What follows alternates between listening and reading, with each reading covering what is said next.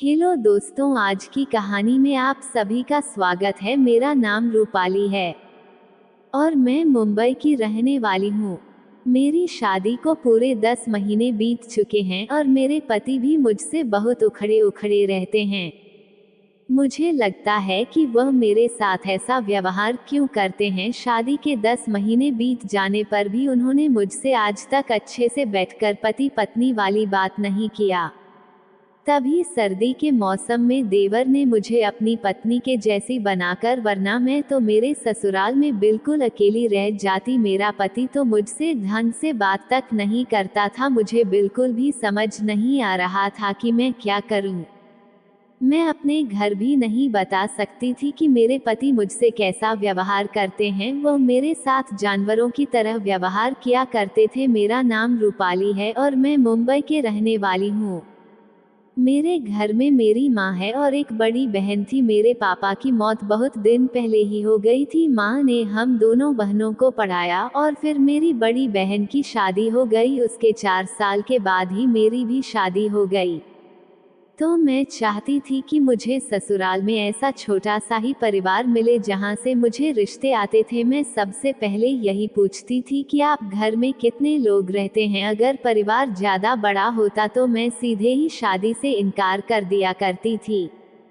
मुझे छोटा सा परिवार चाहिए था। तभी मेरे मामा जी ने मेरी माँ को इसके बारे में बताया। मैं देखने में सुंदर थी और कोई मुझे एक नज़र में देखकर पसंद कर लेता। उनका परिवार ज़्यादा बड़ा नहीं था तो मैंने शादी के लिए हाँ कह दिया। लड़का भी देखने में काफ़ी सुंदर था। हमारी शादी 1 महीने के अंदर ही हो गई। मैं विदा होकर अपने ससुराल आ गई तो वह घर तो काफ़ी बड़ा था पर घर में रहने वाले सिर्फ 3 ही लोग थे।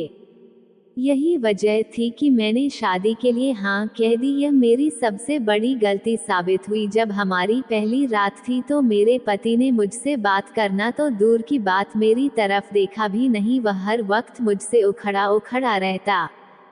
मैंने सोचा था कि जिससे मेरी शादी होगी मैं उसके साथ कंधे से कंधा मिलाकर चलूंगी। समय के साथ साथ मुझे समझ में आया कि कैसे हम दूसरों की खुशी के लिए अपनी खुशी को दांव पर लगा देते हैं। जब मेरी शादी हुई थी तो मैं सिर्फ 20 साल की थी। मैं अपनी शादी के लिए बहुत चिंतित थी। मैं सोचती थी कि मेरा वैवाहिक जीवन भी मेरी बहन और जीजू के जैसा ही होगा। मेरे साथ ऐसा कुछ नहीं हुआ। मेरे सपने चूर चूर हो गए। मेरे भी कुछ अरमान थे पर मेरे पति ने मेरे बारे में कभी नहीं सोचा। सोचना तो दूर की बात, उसने तो कभी मेरी तरफ देखा भी नहीं। हमारे घर में सिर्फ 4 ही लोग थे, मैं, मेरी सास, मेरा पति, मेरा देवर। मैंने आज तक अपने देवर को देखा नहीं। वह बिहार में रहकर पिछले साल से पढ़ाई कर रहा था और आज वह घर वापस आ रहा था। उसकी पढ़ाई खत्म हो गई थी और वो हमेशा के लिए घर लौटकर आ रहा था। तो मेरी सास ने उसके आने की खुशी में तरह तरह के पकवान बनाए थे क्योंकि वह उनका लाडला था।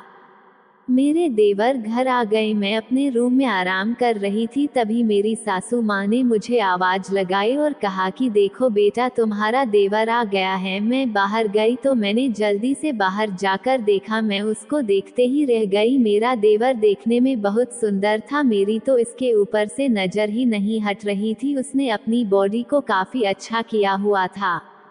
मेरी उसके ऊपर से नजर ही नहीं हटी। तभी मेरी सासू माँ ने कहा, बेटा ये तुम्हारी भाभी है।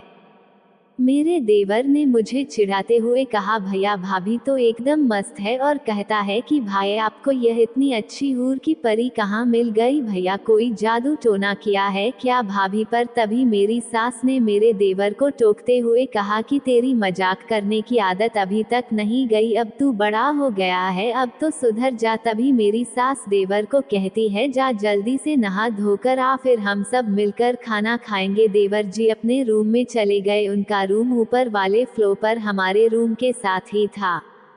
मेरे पति बहुत अच्छी कंपनी में जॉब किया करते थे और उनका सैलरी पैकेज भी बहुत अच्छा था, तो वो महीने के लिए ऑफिस के काम से बाहर चले गए थे। उनको कभी भी मेरी तकलीफ नजर नहीं आती थी, तो मुझे उनके साथ कोई लगाव भी नहीं था।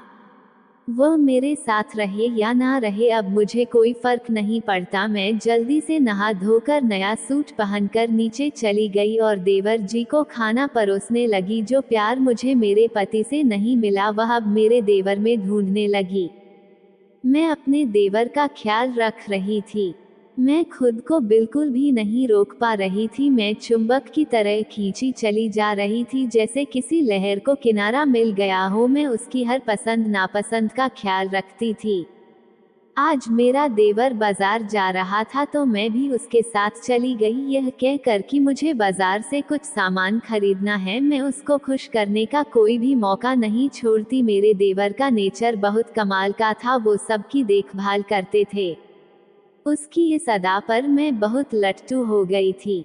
मेरा देवर इतना हैंडसम था कि मेरा ध्यान उससे हट ही नहीं रहा था। मुझे नहीं पता था कि मेरे साथ यह क्यों हो रहा था। तभी मुझे लगा कि यह सब मेरे साथ इसलिए हो रहा है क्योंकि मेरे पति मेरी तरफ बिल्कुल भी ध्यान नहीं देते। एक दिन मैंने उसे डेटिंग ऐप पर लड़कियों की प्रोफाइल चेक करते हुए देखा। मैंने भी उस डेटिंग ऐप को डाउनलोड किया और अच्छी सी फोटो लगा दी। फोटो लगाई, हमारी वहां पर बातचीत शुरू हो गई। मैंने उसको थोड़े दिन बाद बता दिया कि मैं तुम्हारी भाभी हूँ। अब वह मेरी ओर अट्रैक्ट हो रहा था। एक दिन बहुत सर्दी का मौसम था तो मेरा देवर रात को मेरे कमरे में आया और उस दिन हमने बहुत रात तक बातें करी। मेरे देवर ने मुझे अपनी लाइफ के बारे में सब कुछ बता दिया।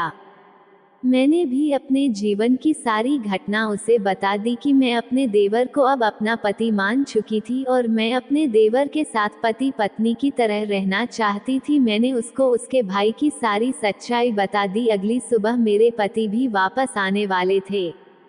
मैंने और मेरे देवर ने सोचा कि हम दोनों मिलकर उनके साथ बातें करेंगे। मेरा पति जब वापस आया तो मैंने उसको सारी सच्चाई बता दी और मैंने उसको बोल दिया कि तुम्हारी बेरुखी से तंग आकर मैं ये सब कर रही हूँ। तभी मेरे पति ने मुझे कुछ ऐसा बताया कि मेरे पैरों तले जमीन खिसक गई। उसने बताया कि उसको लड़कियों से नहीं बल्कि लड़कों में इंटरेस्ट है और कहता है कि मैंने तुमसे शादी घर के कहने पर ही की थी और कहता है कि मुझे माफ कर देना।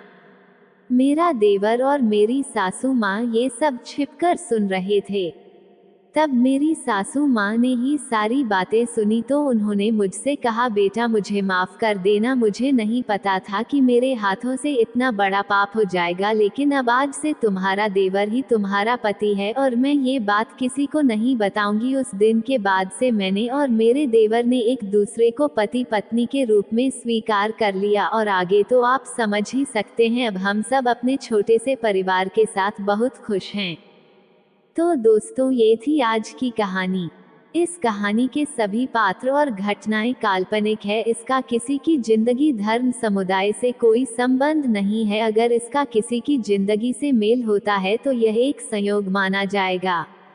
हमारा मकसद किसी की भी भावना को ठेस पहुंचाना बिल्कुल नहीं है। तो दोस्तों, आप लोगों को ये कहानी कैसी लगी कमेंट करके जरूर बताइएगा और वीडियो को लाइक और सब्सक्राइब करना मत भूलिएगा। वीडियो को पूरा देखने के लिए आप लोगों का बहुत बहुत धन्यवाद।